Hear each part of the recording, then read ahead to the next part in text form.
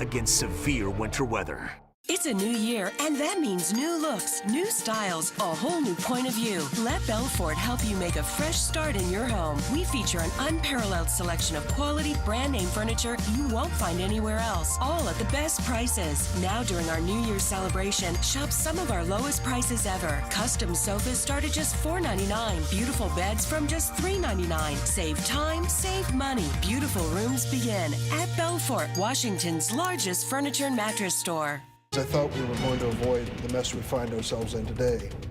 But no, a battle on Capitol Hill, the shutdown continuing into Monday. The earliest Congress says it would be able to fund the government. And we have 122 DACA recipients that lose their protections every day. So-called dreamers stuck in the center of that budget battle. Their call to action and their hope tonight. Plus, a man beaten and then set on fire. 2 people are in custody. The search for even more criminals underway. Now, ABC 7 News at 11, on your side. The government shutdown battle unfolding as we come on the air tonight. The stalemate nearing 2 full days. A vote to keep the government running pushed back. The Senate will now vote at noon tomorrow. Both sides refusing to stand down. We continue to bring you our team coverage, starting with Chief Political Correspondent Scott Thuman. Top Republicans were proposing to fund the government through February 8th, and during that span, work on the outstanding issues like a deal for dreamers. Though coming to terms has so far proven easier said than done. What the Democrats are talking about is a very complex, very large, it's actually a massive spending bill with a lot of other things added to it. That's not going to get done between now and tomorrow morning. In fact, call the White House comment line, and even there, no punches are pulled. Unfortunately, we cannot answer your call today because congressional Democrats are holding government funding, including funding for our troops and other national security priorities, hostage. However, occasional signs of cooperation are emerging, all aware the shutdown's ill effects will be felt in full come Monday morning. So, Mr. President, I'm willing to seal the deal, to sit and work right now. In the newsroom tonight, Scott Thuman, ABC 7 News. Now, as Scott mentioned, one of the main sticking points for most Democrats is protecting DACA.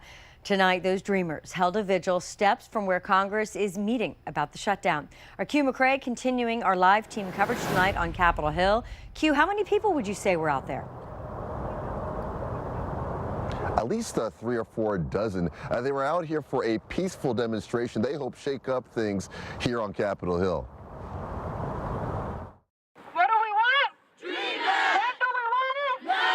In orange hats and butterfly wings, they chanted for change in the shadow of the Capitol. I believe that we will win. They are dreamers, young undocumented immigrants whose plight is at the heart of the government shutdown. We have 122 DACA recipients that lose their protections every day.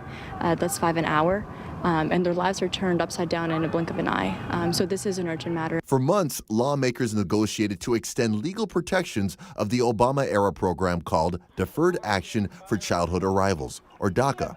Democrats say they will block any funding measure that does not include a pathway to citizenship for dreamers, while Republicans argue immigration should proceed separately from the budget. The disagreement led to the shutdown. Many blame dreamers like Antonio Jorge. The Republicans control the House, the Republicans control the Senate, and the Republicans control the White House. And so it is ultimately their leadership that has resulted in what we have now. Organized by United We Dream, this candlelight vigil was a call on Congress to reach a breakthrough to protect young immigrants, a call supported by several representatives in the crowd. I'm from one of those districts that's out in the heartland. It voted overwhelmingly for Donald Trump, but my neighbors are good people. I know that. We still have to fight for our right to be here. We have to fight for our communities.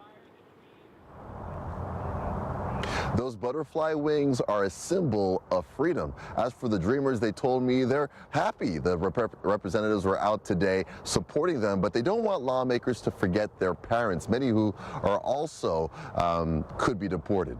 So that's the latest here tonight from Capitol Hill. I'm Q McCrae, ABC 7 News. Yeah, they stand to lose a lot. Thank you, Q. The TSA and the FAA will work through this government shutdown. Today, the Secretary of Homeland Security went to Reagan International Airport to thank DHS employees for showing up to work during the political stalemate.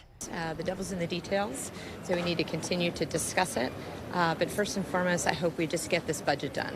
TSA needs to be paid, CBP needs to be paid. We got to get them paid. And those workers are considered essential. Live now to New York City, the Statue of Liberty in Ellis Island will be back open tomorrow after shutting down with the rest of the federal government. New York State is going to pick up the tab to pay federal workers that operate those landmarks. Both are designated as national parks and receive millions of visitors and dollars each year.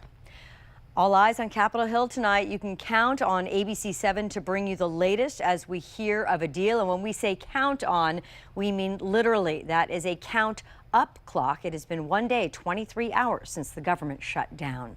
Developing now, a man set on fire in Annandale as a horrified witness called 911. This attack unfolded at an apartment complex on Commons Drive.